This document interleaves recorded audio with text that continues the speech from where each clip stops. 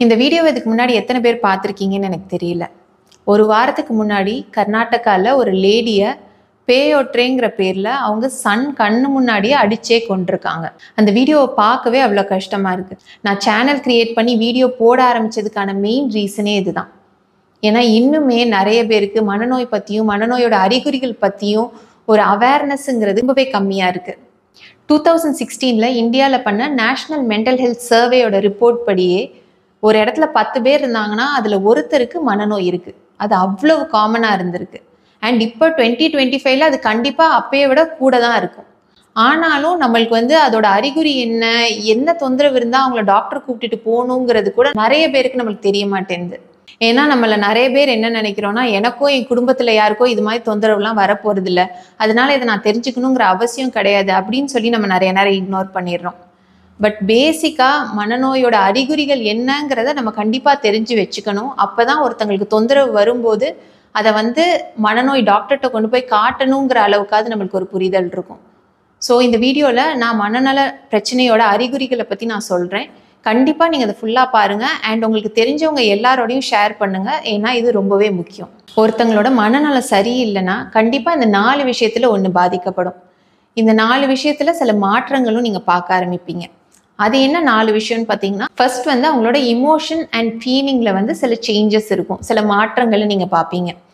Second அவங்களோட எண்ணங்கள், அவங்களோட தாட்ஸ், அவங்க எப்படி யோசிக்கிறாங்கங்கிற விதம் மாற ஆரம்பிக்கும். தேர்ட் அவங்களை சுற்றி இருக்க விஷயத்த அவங்க எப்படி பர்சீவ் பண்ணுறாங்க, அவங்க எப்படி அதை உணர்றாங்க அப்படிங்கிறதுல ஒரு மாற்றங்கள் ஏற்படும். ஃபோர்த் அவங்களோட பிஹேவியர், அவங்களோட செயல்பாடு வித்தியாசமாக இருக்கும். ஒரு வேறுபாடு நீங்கள் அதில் பார்ப்பீங்க. மேஜராக எல்லா மனநோயோட அறிகுறிகளும் இந்த 4 கேட்டகரியில் நம்ம ஃபிட் இன் பண்ணிடலாம். இதில் ஒவ்வொன்றா நம்ம பார்க்க ஆரம்பிப்போம். First emotional disturbance. நார்மலாகவே டெய்லி பேசிஸில் நம்ம ஒரு வெரைட்டி ஆஃப் இமோஷனை வெளிப்படுத்திட்டு தான் இருக்கோம். சந்தோஷம், துக்கம், பதட்டம், பயம், கோபம் அப்படின்னு சொல்லி நம்மளுக்கு வர ஒரு நார்மல் இமோஷன் எப்போ ப்ராப்ளமேட்டிக், இது மனநோயோட அறிகுறி அப்படின்னு நம்ம சொல்கிறோங்கிறத தெரிஞ்சுக்க இந்த 5 விஷயத்தை பற்றி நீங்கள் தெரிஞ்சுக்கணும்.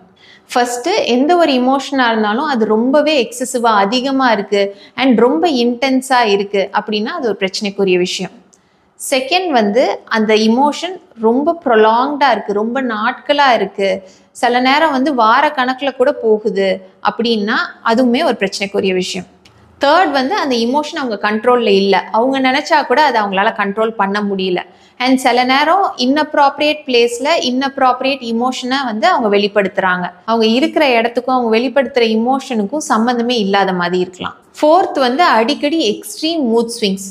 ஒரு நிமிஷம் சிரிப்பாங்க, அடுத்த நிமிஷம் கத்துவாங்க, அடுத்த நிமிஷம் அழுவாங்க, இப்படின்னு டக்கு டக்குன்னு அவங்களோட இமோஷன் மாறிக்கிட்டே இருக்குது. அண்ட் இது அடிக்கடி இருந்துக்கிட்டே இருக்குது, ரொம்பவே ஜாஸ்தி இருக்குன்னா அதுவுமே ஒரு ப்ராப்ளமேட்டிக்கான விஷயம். ஃபிஃப்த் ரொம்பவே இம்பார்ட்டண்ட்டான பாயிண்ட், நீங்கள் ஃபீல் பண்ணி எக்ஸ்ப்ரெஸ் பண்ணுற இமோஷன், கவலையாகட்டும், கோவமாகட்டும், இல்லாட்டி சந்தோஷமாகட்டும், அது உங்களோட டே டு டே லைஃப்பை அஃபெக்ட் பண்ணுது, உங்கள் ரிலேஷன்ஷிப்பை அஃபெக்ட் பண்ணுது, உங்கள் ஒர்க்கை அஃபெக்ட் பண்ணுதுன்னா அதை அட்ரஸ் பண்ணியே ஆகணும். ஏன்னா அது மனநல பிரச்சனையோட அறிகுறி. அடுத்து டிஸார்டர் ஆஃப் தாட்ஸ். அவங்களோட எண்ணங்களில் என்ன மாதிரி வேறுபாடு ஆகும் அவங்களுக்கு மனநல பிரச்சனை இருந்தால். ஃபர்ஸ்ட் டெல்யூஷன்ஸ். சில பேருக்கு சில பொய்யான நம்பிக்கை இருக்கும், அது உண்மை கிடையாது அப்படின்னு அவங்களுக்கு க்ளோஸாக இருக்கவங்க சொல்லி அதுக்கான எவிடன்ஸ் காட்டினா கூட அவங்களால அதை நம்ப முடியாது, ஒத்துக்க முடியாது. இந்த மாதிரி ஒரு ஃபால்ஸ் பிலீஃப் நிறைய விதமாக வரலாம். சில பேர் அவங்கள யாரோ ஏதோ பண்ண வராங்க, அவங்கள ஃபாலோ பண்ணுறாங்க, அவங்கள கண்காணிக்கிறாங்க, வீட்டில் கேமரா வச்சுருக்காங்க, அவங்கள ஃபோன் மூலியமாலாம் பார்த்துக்கிட்டே இருக்காங்க அப்படிங்கிற மாதிரி அவங்கள யாரோ கொலை பண்ண போகிறாங்க, அவங்கள தாக்க போகிறாங்கங்கிற மாதிரி நம்புவாங்க. இன்னும் சில பேர் 2 பேர் பேசிட்டாலே என்னை பற்றி பேசுகிறாங்க, அவங்க என்னை பார்த்தாலே என்னை ஏதோ பண்ணணும்னு நினைக்கிறாங்க அப்படிங்கிற மாதிரி நினைப்பாங்க.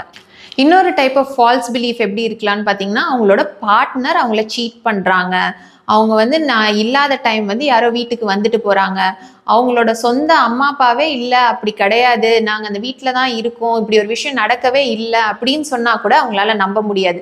அவங்களோட பார்ட்னரை சந்தேகப்பட்டு அவங்க செக் பண்ணிக்கிட்டே இருப்பாங்க. இன்னொரு டைப் ஆஃப் டெல்யூஷன் இருக்குது, எரோட்டமேனியான்னு சொல்லுவோம்.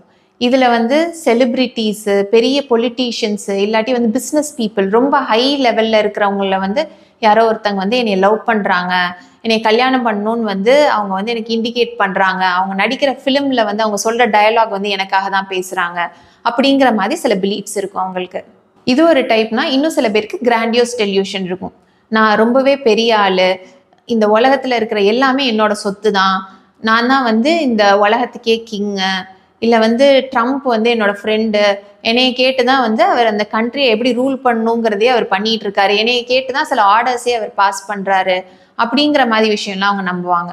இன்னொரு விதமான ஃபால்ஸ் பிலீஃப் எப்படி இருக்கலான்னு பார்த்தீங்கன்னா, அவங்க கூட இருக்க அம்மா அப்பா அவங்களோட நிஜ அம்மா அப்பாவே கிடையாது, வேற யாரோ அவங்க அம்மா அப்பா மாதிரி உருவம் எடுத்து வந்திருக்காங்க அப்படிங்கிற மாதிரி சொல்லுவாங்க.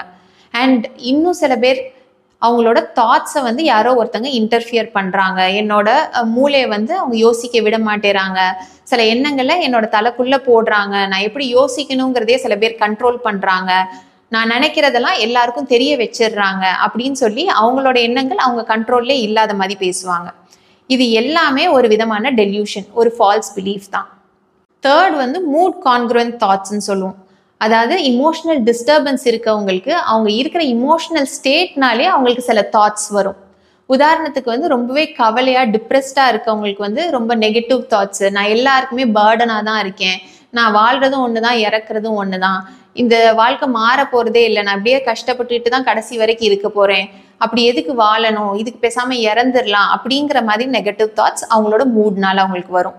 இதே மேனியால் ரொம்பவே சந்தோஷமாக இருக்கவங்களுக்கு வந்து நான் தான் இருக்கிறதுலே பெரிய ஆள், என்னை விட யாருமே கிடையாது, என்னால் பண்ண முடியாத விஷயமே கிடையாது, நான் கடவுளோட தூதுவர், நான் நினச்சேன்னா இந்நேரம் மழை கூட என்னால் கொண்டு வர வைக்க முடியும் அப்படிங்கிற மாதிரி பேசுவாங்க. அண்ட் ஈவன் ஆங்ஸைட்டியோ பதட்டமோ பயமோ அது மாதிரி விஷயங்கள் எக்ஸ்பீரியன்ஸ் பண்ணுறவங்களுக்கு இதுதான் வாழ்க்கையோட எண்டு, நம்ம இன்னைக்கு சாக போகிறோம், அவ்வளோதான் போல அப்படிங்கிற மாதிரி சில தாட்ஸ் வரும். இது எல்லாமே அவங்க இருக்கிற இமோஷனல் ஸ்டேட்னால வர தாட்ஸ். தேர்ட் வந்து பர்செப்ஷுவல் டிஸ்டர்பன்ஸ், அதாவது அவங்க சுற்றி இருக்கிற விஷயத்த அவங்க எப்படி பார்க்குறாங்க, அவங்க எப்படி உணர்றாங்கங்கிறதுல சில மாற்றங்கள் வர ஆரம்பிக்கும். இதில் மெயினாக 2 டைப் நம்ம சொல்லுவோம். ஒரு விஷயம் இல்லை ஆனால் இருக்குது ஆனால் வேற மாதிரி இருக்குது. இதில் ஃபர்ஸ்ட் நான் சொன்னது, அங்கே ஒரு விஷயமே இல்லை பட் அவங்களுக்கு இருக்கிற மாதிரி தெரிகிறத நம்ம ஹாலுசினேஷன்னு சொல்லுவோம். ஒரு விஷயம் இருக்கு ஆனால் அது வேற மாதிரி இருக்குங்கிறத நம்ம இல்யூஷன்னு சொல்லுவோம். உதாரணத்துக்கு வந்து கீழே ஏதாவது ஒரு கயரை பார்த்து அது பாம்புன்னு சொல்லுவாங்க, அது வந்து இல்யூஷன். இதே அங்கே எந்த ஒரு விஷயமே இல்லை, அங்கே எதுவுமே இல்லை ஆனாலும் அவங்களுக்கு பாம்பு தெரியுதுன்னா அதை நம்ம ஹாலுசினேஷன்னு சொல்லுவோம். இந்த ஹாலுசினேஷனுங்கிறது நம்மளோட 5 சென்சஸ்லையும் வரலாம். ஒரு விஷயம் அங்கே இருக்கவே இருக்காது ஆனால் அங்கே யாரோ இருக்கிற மாதிரி தெரியலாம், இல்லை எந்த சத்தமும் இருக்காது, யாருமே பேச மாட்டாங்க ஆனாலும் யாரோ பேசிகிட்டு இருக்க மாதிரி அவங்களுக்கு கேட்கலாம், இல்லை சில நேரம் அந்த சாப்பாடில் வந்து டேஸ்ட் எனக்கு டிஃப்ரெண்ட்டாக தெரியுது, மிச்சவங்க சாப்பிடும்போது அதில் எந்த டேஸ்ட்டுமே அவங்களுக்கு டிஃப்ரெண்ட்டாக தெரியாது ஆனால் அவங்க ஏதோ கலந்துருக்கு, என்னோட சாப்பாடில் வேற மாதிரி டேஸ்ட் வருது அப்படிங்கிற மாதிரி சொல்லுவாங்க. அண்ட் சில நேரம் வாடைகள் வாசனைகள் கூட அடுத்தவங்களுக்கு தெரியாது, இவங்களுக்கு மட்டும் தெரிகிற மாதிரி இருக்கலாம். அண்ட் அவங்களோட சென்ஸ் ஆஃப் டச்சில் கூட இது மாதிரி ஹாலுசினேஷன் வரலாம். அவங்கள யாருமே தொட்டிருக்க மாட்டாங்க ஆனால் யாரோ தொடுற மாதிரி இருக்கும், இல்லை ஏதோ பூச்சி விடுற மாதிரி இருக்குது ஆனால் அங்கே எந்த ஒரு பூச்சியுமே இருக்காது. இது எல்லாமே ஒரு விதமான ஹாலுசினேஷன் தான். கடைசியாக சேஞ்ச் இன் பிஹேவியர், மனநலன் பிரச்சனைனால பிஹேவியரில் என்ன விதமான மாற்றங்கள் வரலாம். ஒருத்தங்களுக்கு அவங்களோட இமோஷன்லையோ அவங்களோட எண்ணங்கள்லையோ இல்லை அவங்களோட பர்செப்ஷன்லையோ ஒரு மாற்றங்கள் இருக்குது ஆனாலும் அவங்க வந்து அதை வெளிப்படையாக சொல்லலை அப்படின்னாலுமே அவங்களோட பிஹேவியரில் சில மாற்றங்கள் நம்ம பார்க்கலாம். ஸோ அடுத்தவங்ககிட்ட நீங்கள் இந்த சேஞ்சஸ் ஏதாவது நோட்டீஸ் பண்ணுறீங்க அவங்களோட பிஹேவியர்லனா இது எல்லாமே மனநல பிரச்சனையோட அறிகுறியாக இருக்கலாம், அதனால லைட்டாக எடுத்துக்காதீங்க. அதில் ஃபர்ஸ்ட் வந்து அவங்க எப்படி பேசி பழகுறாங்க அப்படிங்கிறதுல ஒரு மாற்றம். முன்னாடியெல்லாம் அவங்க வந்து நல்லா கலகலன்னு பேசுவாங்க, இப்போ வந்து அவ்வளவா பேசுகிறதே இல்லை, ரொம்பவே வந்து அவங்கள தானே ஐசோலேட் பண்ணிக்கிறாங்க, தனியாக ஒரு ரூம்குள்ளேயே போய் உட்காந்துக்கிறாங்க, கேட்ட கேள்விக்கு 1 வார்த்தை 2 வார்த்தையில் தான் பதிலே வருது, அவங்களாம் ஒரு கான்வர்சேஷன் இனிஷியேட் கூட பண்ணுறதில்ல அப்படிங்கிற மாதிரி இருக்கலாம். இல்லை அதுக்கு அப்படியே ஆப்போசிட்டாக முதல்ல அவங்க உண்டு அவங்க வேலை உண்டுன்னு இருப்பாங்க, இப்போ வாயை திறந்தா வாயை மூடவே மாட்டேறாங்க, பேசிக்கிட்டே இருக்காங்க, சம்மந்தமே இல்லாதவங்ககிட்டலாம் போய் தேவையில்லாத விஷயத்தெல்லாம் பேசி பிரச்சனை பண்ணுறாங்க அப்படிங்கிற மாதிரி இருக்கலாம். இது 2மே மனநல பிரச்சனையோட அறிகுறிகள் தான். செகண்ட் வந்து அவங்களோட பயாலஜிக்கல் ஃபங்க்ஷனில் சில சேஞ்ச். பயாலஜிக்கல் ஃபங்க்ஷன் நம்ம என்ன மீன் பண்ணுறோன்னா அவங்களோட தூக்கம், அவங்களோட ஈட்டிங் ஹேபிட்டு, அவங்களோட செக்ஷுவல் பிஹேவியர், இதுலெல்லாம் சில மாற்றங்கள் வர ஆரம்பிக்கலாம். இதில் எய்தர் அது வந்து ரொம்பவே அதிகமாகலாம் இல்லை ரொம்பவே கம்மியாகலாம். 2மே மனநல பிரச்சனையோட அறிகுறியாக இருக்கலாம். தேர்ட் வந்து செல்ஃப் கேர் அண்ட் டெய்லி ரொட்டீனில் ஒரு சேஞ்ச் இருக்கும். அவங்க தினசரி காலையில் எந்திரிச்சு குளிக்கிறது, பல் விளக்குறது, சாப்பிட்றத கூட யாராவது சொல்லி சொல்லி பண்ண வைக்கிற மாதிரி இருக்கும். சில நேரம் வந்து சொன்னால் கூட அவங்க பண்ண மாட்டாங்க, அப்படியே இருப்பாங்க. பல நாட்களாக அவங்க குளிக்கல, பல நாட்களாக அவங்க வந்து அந்த பெட்டை விட்டு எந்திரிச்சு போய் தன்னைத்தானியே கவனிச்சுக்க கூட இல்லை அப்படிங்கிற மாதிரி இருக்கும். முதல்லலாம் அவங்க வந்து ரொம்ப நீட்டாக இருப்பாங்க, டெய்லி குளிப்பாங்க, ரொம்ப நீட்டாக ட்ரெஸ் பண்ணுவாங்க. இப்போல்லாம் ரொம்ப டர்ட்டியாக ரொம்ப ஷாபியான ட்ரெஸ்ஸை போட்டே சுற்றுறாங்க. ஹேர் கட் பண்ணிக்கிறது இல்லை, அவங்களே பண்ண வேண்டிய சில செல்ஃப் கேரை கூட அவங்க பண்ணிக்கிறது கிடையாதுங்கிற மாதிரி இருக்கும். இல்லை இதுக்கு அப்படியே ஆப்போசிட்டாக சில பேர் திடீர்னு வந்து ரொம்பவே மேக்கப் போட ஆரம்பிச்சிருவாங்க, ரொம்ப பளபளன்னு ட்ரெஸ் போடுவாங்க, ரொம்ப நகையெல்லாம் போட்டுக்கிட்டு அவங்க போகிற இடத்துக்கும் அவங்க ட்ரெஸ் பண்ணியிருக்க விதத்துக்கும் அவங்க போட்டிருக்க நகைக்கும் சம்மந்தமே இல்லாத மாதிரி இருக்கும். இதை தவிர அவங்களோட டெய்லி ரொட்டீனில் ஒரு சேஞ்ச் வர ஆரம்பிக்கலாம். அவங்க தினசரி பண்ணுற வேலைகள், காலையில் எழுந்திரிச்சு குக் பண்ணுறதா இருக்கட்டும், வீடை க்ளீன் பண்ணுறதா இருக்கட்டும், இல்லை அவங்க ஒர்க்கிங்னா வந்து வேலைக்கு போகிறதா இருக்கட்டும், இது எல்லாமே அஃபெக்ட் ஆக ஆரம்பிக்குது. அவங்க முன்னாடி மாதிரி வேலை பார்க்குறது இல்லை, முன்னாடி மாதிரி வேலைக்கு போகிறதே இல்லை, அடிக்கடி லீவ் போடுறாங்க, வீட்டிலே தங்கிக்கிட்டே இருக்காங்க, வீட்டு வேலையை கூட பார்க்காம பெட்டில் படுத்துக்கிட்டே இருக்காங்க. அப்படிங்கிறதெல்லாமும் ஒரு மாற்றங்கள் தான். ஃபோர்த் பாயிண்ட் வந்து சில பேர் ரொம்பவே வித்தியாசமாக ஆடாக பிஹேவ் பண்ணுற மாதிரி இருக்கும். உதாரணத்துக்கு சில பேர் தனக்குத்தானே பேசிக்குவாங்க, தனக்குத்தானே சிரிச்சுப்பாங்க, முன்னாடி ஏதோ ஆள் இருக்க மாதிரி கை கால்லாம் ஆட்டி பேசிக்கிட்டு இருப்பாங்க, திடீர்னு கத்துவாங்க. சில பேர் திடீர்னு குழந்தை மாதிரி பிஹேவ் பண்ண ஆரம்பிச்சிருவாங்க, இல்லாட்டி இறந்து போனவங்க வந்து அவங்க உடம்புக்குள்ள வந்த மாதிரி பேச ஆரம்பிச்சிருவாங்க. இன்னும் சில பேர் அவங்களுக்கு இருக்கிற ஃபால்ஸ் பிலீஃப்னால இது மாதிரி நடந்துப்பாங்க, போய் ஒளிஞ்சுப்பாங்க, யாரோ அவங்கள பிடிக்க வராங்கன்னு நினச்சி வந்து ரூம்குள்ளேயே பூட்டிக்கிட்டே இருப்பாங்க, ரூமை விட்டு வெளியே கூட வரமாட்டாங்க, வீட்டை விட்டு வெளியே வந்தே மாசக்கணக்காச்சுங்கிற மாதிரி இருக்கும். மொபைல், டிவி அதை கூட யூஸ் பண்ண மாட்டாங்க, அது மூலியமாக அவங்கள யாரோ பார்த்துருவாங்களோன்னு சொல்லி எல்லாத்தையுமே அவாய்ட் பண்ணிட்டு இருட்டில் போய் உட்காந்துப்பாங்க. இதை தவிர இன்னொரு ஆட் பிஹேவியர்னு நம்ம பார்த்தோம்னா அது கேட்டடோனிக் பிஹேவியர். உட்கார்ந்த இடத்துல அப்படியே உட்கார்ந்தே இருப்பாங்க, எத்தனை மணி நேரம் ஆனாலும் சரி, எத்தனை நாள் ஆனாலும் சரி, பாத்ரூம் கூட அவங்க எந்திரிச்சு போக மாட்டாங்க, யார்ட்டையும் பேச மாட்டாங்க, சாப்பாடு நீங்கள் போட்டு விட்டு கொடுத்தீங்கன்னா கூட அதை சாப்பிட மாட்டாங்க, அப்படியே உட்கார்ந்தே இருப்பாங்க எத்தனை நாள் ஆனாலும். இது வந்து நம்ம கேட்டடோனியான்னு சொல்லுவோம். இன்னும் சில பேருக்கு அவங்களுக்கு இருக்கிற அப்சசிவ் தாட்ஸ், அவங்களுக்கு இருக்கிற ரிப்பீட்டேட்டிவ் தாட்ஸ்னால அவங்க சில விஷயத்த திரும்ப திரும்ப பண்ணுற மாதிரி இருக்கும். அது க்ளீன் பண்ணுறதாகட்டும், இல்லை செக் பண்ணுறதாகட்டும், இல்லாட்டி ஸ்விட்சை போட்டு போட்டு அமர்த்துறதா இருக்கட்டும், இல்லை அவங்க பண்ணுற பிஹேவியரே ஒரு மாதிரி வித்தியாசமாக ஒரு ரிச்சுவல்னு சொல்லுவோம், அது மாதிரி சில பிஹேவியர் அவங்க பண்ணுவாங்க.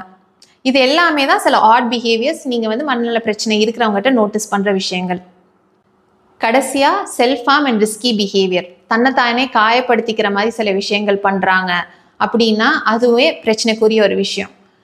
அது தவிர சில நேரம் அவங்க ரொம்பவே அதிகமாக போதை பொருட்களை யூஸ் பண்ணுறாங்க, அது வந்து ஆல்கஹாலாக இருக்கட்டும், இல்லை வந்து ஸ்மோக்கிங்காக இருக்கட்டும், இல்லை கஞ்சாவாக இருக்கட்டும், வேற எந்த விதமான போதைப் பொருளாகவும் இருக்கட்டும், அதை ரொம்பவே அதிகமாக யூஸ் பண்ணுறாங்க.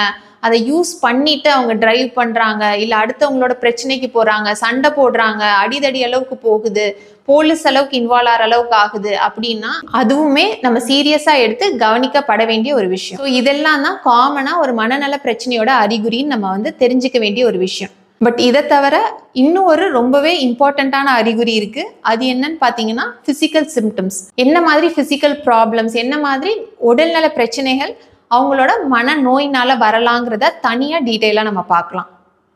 ஸோ கண்டிப்பாக இந்த வீடியோவை உங்களுக்கு தெரிஞ்சவங்க எல்லாருக்கும் ஷேர் பண்ணுங்கள். ஏன்னா நம்ம அவேர்னஸ் க்ரியேட் பண்ண தான் அவங்க வந்து இது ஒரு நோய் அப்படின்னு சொல்லி அதுக்கான ட்ரீட்மெண்ட்டை அவங்க எடுக்க ஆரம்பிப்பாங்க. இல்லாட்டி கடைசி வரைக்கும் அவங்களுக்கு அந்த ட்ரீட்மெண்ட் கிடைக்க போகிறதில்ல. அண்ட் நிறைய பேருக்கு நான் சொன்ன லேடி மாதிரி அது ரொம்பவே பாதகமாக கூட போய் முடியலாம்.